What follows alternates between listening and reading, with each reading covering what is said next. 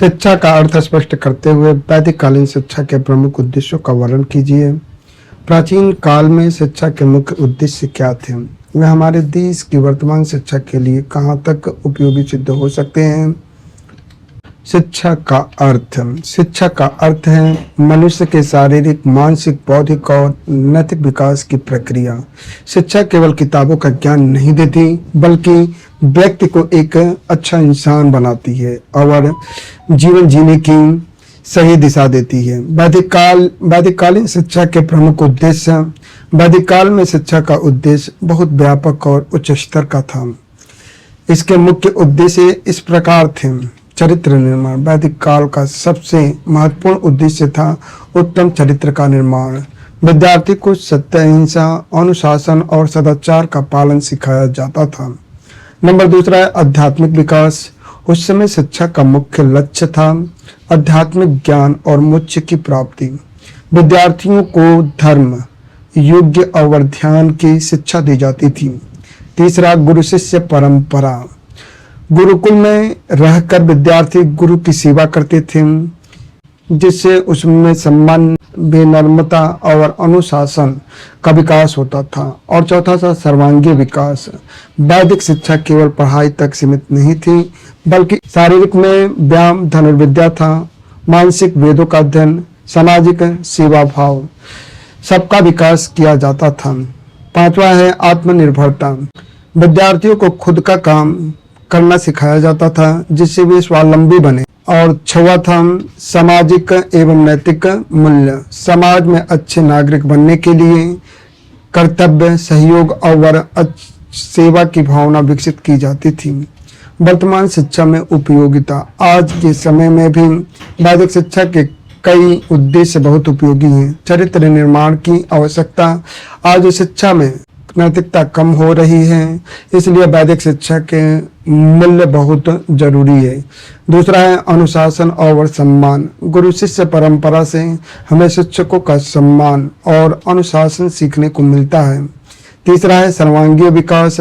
आज भी नई शिक्षा नीति NEP में होलिस्टिक डेवलपमेंट पर जोर दिया जा रहा है, जो वैदिक शिक्षा से मिलता जुलता है। चौथा आत्मनिर्भरता।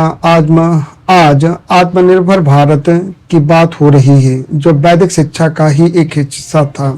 निष्कर्ष अंत में कहा जा सकता है कि वैदिककालीन शिक्षा केवल ज्ञान देने तक सीमित नहीं थी, बल्कि वह जीवन निर्माण की प्रक्रिया थी। इसके कई उद्देश्य आज भी प्रासंगिक हैं और आधुनिक शिक्षा को बेहतर बनाने में सहायक हो सकते हैं। दोस्तों, आज हम पढ़ने वाले हैं बौद्धकालीन शिक्षा की विशेषताएं। ये टॉपिक आपके एग्जाम के लिए बहुत इम्पोर्टेंट है और मैं इसे आपको बिल्कुल आसान भाषा में समझाने वाला हूँ। क्वेश्चन है, बौद्धकालीन शिक्षा की विशेषताओं का वर्णन कीजिए। बौद्धकालीन शिक्षा एक व्यवस्थित और व्यवहारिक शिक्षा प्रणाली थी, जिसमें छात्रों के संपूर्ण विकास पर ध्यान दिया जाता था। अब हम इसकी प्रमुख विशेषताएं समझते हैं। पहला था शिक्षा का सम्मान अवसर। सबसे पहली विशेषता थी शिक्षा का सम्मान अवसर। बौद्धकालीन शिक्षा सभी के लिए खुली थी। जाति और वर्ग का भेदभाव कम था। हर कोई शिक्षा प्राप्त करना चाहता था। व्यवहारिक शिक्षा। दूसरी विशेषता थी व्यवहारिक शिक्षा की। छात्रों को केवल किताबी ज्ञान नहीं दिया जाता था, बल्कि जीवन से जुड़ी चीजें भी सिखाई जाती थी। तीसरा था सरल और सहज शिक्षा। तीसरी विशेषता थी सरल और सहज शिक्षा। बौद्ध शिक्षा को आसान भाषा में पढ़ाया जाता था, ताकि हर छात्र उसे आसानी से समझ सके। चौथा नैतिकता और चरित्र निर्माण। चौथी विशेषता थी नैतिकता पर जोर। छात्रों को अच्छा आचरण और अनुशासन सिखाया जाता था। चरित्र निर्माण पर विशेष ध्यान दिया जाता था। पांचवा था गुरु शिष्य संबंध। पांचवी विशेषता थी गुरु और शिष्य का अच्छा संबंध। शिष्य गुरु का सम्मान करते थे और गुरु उन्हें सही मार्गदर्शन देते थे। नंबर 6 था धार्मिक और आध्यात्मिक विकास। छठी विशेषता थी धार्मिक शिक्षा। बौद्ध धर्म के सिद्धांतों को पढ़ाया जाता था, जिससे आध्यात्मिक विकास होता था। आत्मनिर्भरता। सातवीं विशेषता थी आत्मनिर्भरता। निर्भर बनना। छात्रों को अपने काम खुद करना सिखाया जाता था, जिससे वे स्वतंत्र बन सके। तो दोस्तों, बौद्धकालीन शिक्षा की मुख्य विशेषताएं थीं: सम्मान अवसर, व्यवहारिक शिक्षा, सरलता, नैतिकता, गुरु शिष्य संबंध और आत्मनिर्भरता।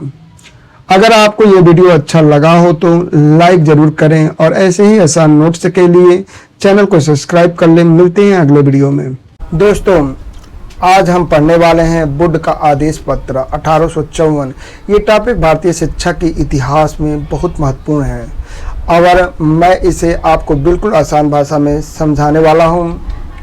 तो प्रश्न है, बुद्ध के आदेश पत्र 1854 की मुख्य सिफारिशें क्या थीं और इसका भारतीय शिक्षा पर क्या प्रभाव पड़ा। बुद्ध का आदेश पत्र 1854 को भारतीय शिक्षा का मैग्ना कार्टा कहा जाता है। इसने भारत में आधुनिक शिक्षा की नींव रखी। नंबर फर्स्ट है शिक्षा का उत्तरदायित्व। सबसे पहली सिफारिश थी शिक्षा का जिम्मा सरकार का होगा। सरकार शिक्षा के विकास के लिए जिम्मेदार मानी गई। नंबर दूसरा था शिक्षा के उद्देश्य। दूसरी बात शिक्षा के उद्देश्यों की थी। इसका उद्देश्य था भारतीयों का मानसिक और नैतिक विकास, उन्हें पश्चिमी ज्ञान देना और उन्हें योग्य नागरिक बनाना था। नंबर तीसरा था पाठ्यक्रम। तीसरी सिफारिश पाठ्यक्रम से जुड़ी थी। यूरोपीय विज्ञान, कला और साहित्य को महत्व दिया गया, साथ ही भारतीय भाषाओं को भी स्थान दिया गया। नंबर फोर्थ शिक्षा का माध्यम। चौथी बात है शिक्षा के माध्यम की। उच्च शिक्षा के लिए अंग्रेजी भाषा को महत्व दिया गया और प्राथमिक स्तर पर भारतीय भाषाओं को रखा गया। शिक्षा विभाग की स्थापना। पांचवी सिफारिश थी शिक्षा विभाग की स्थापना। हर प्रांत में शिक्षा विभाग बनाए गए ताकि शिक्षा को सही तरीकों से चलाया जा सके। नंबर 6 था विश्वविद्यालयों की स्थापना। छठी सिफारिश थी विश्वविद्यालय खोलने की। कलकत्ता, मुंबई और मद्रास में विश्वविद्यालय स्थापित किए गए। नंबर 7वां था अनुदान प्रणाली। 7वीं सिफारिश थी अनुदान प्रणाली। निजी स्कूल को भी सरकार की तरफ से सहायता दी जाने लगी। महत्व देखेंगे, बुद्ध के आदेश पत्र ने भारत में आधुनिक शिक्षा की शुरुआत की। इससे शिक्षा का विस्तार हुआ और एक व्यवस्थित शिक्षा प्रणाली विकसित हुई। तो दोस्तों, बुद्ध के आदेश पत्र 1854 की मुख्य बातें थीं। शिक्षा का जिम्मा सरकार, अंग्रेजी और भारतीय भाषाओं का उपयोग, विश्वविद्यालयों की स्थापना और अनुदान प्रणाली था। अगर आपको ये वीडियो समझ में आया हो तो लाइक ज़रूर करें और ऐसे ही आसान नोट्स के लिए चैनल को सब्सक्राइब कर लें। मिलते हैं अगले वीडियो में। दोस्तों, आज हम पढ़ने वाले हैं लॉर्ड कर्जन की शिक्षा नीति 1904। ये टॉपिक आपके एग्जाम के लिए बहुत इम्पोर्टेंट है और मैं इसे आपको बिल्कुल आसान भाषा में समझाने वाला हूँ। प्रश्न है, लॉर्ड कर्जन की शिक्षा नीति 1904 का मूल्यांकन कीजिए। लॉर्ड कर्जन ने 1901 के शिमला शिक्षा सम्मेलन के आधार पर 1904 में शिक्षा नीति लागू की। इस नीति का उद्देश्य भारतीय शिक्षा में सुधार करना था। पहला था शिक्षा पर नियंत्रण बढ़ाना। सबसे पहला कदम था शिक्षा पर सरकारी नियंत्रण बढ़ाना। सरकार ने स्कूल और कॉलेजों पर सख्त निगरानी रखनी शुरू की। नंबर दूसरा था विश्वविद्यालय सुधार। दूसरा महत्वपूर्ण कदम था विश्वविद्यालयों में सुधार। 1904 का विश्वविद्यालय अधिनियम लागू किया गया, जिससे विश्वविद्यालयों पर सरकार का नियंत्रण बढ़ गया। तीसरा था शिक्षा की गुणवत्ता सुधार। तीसरी बात थी शिक्षा की गुणवत्ता सुधारना। शिक्षण स्तर को बेहतर बनाने पर जोर दिया गया। अच्छे शिक्षकों की नियुक्ति की गई। चौथा था माध्यमिक शिक्षा पर ध्यान। चौथा कदम था माध्यमिक शिक्षा को मजबूत बनाना। स्कूलों में पढ़ाई की व्यवस्था को सुधारा गया। नंबर 5वां था निरीक्षण प्रणाली। 5वां कदम था निरीक्षण प्रणाली को लागू करना। स्कूल और कॉलेजों की नियमित जांच शुरू की गई। अनुसंधान को बढ़ावा।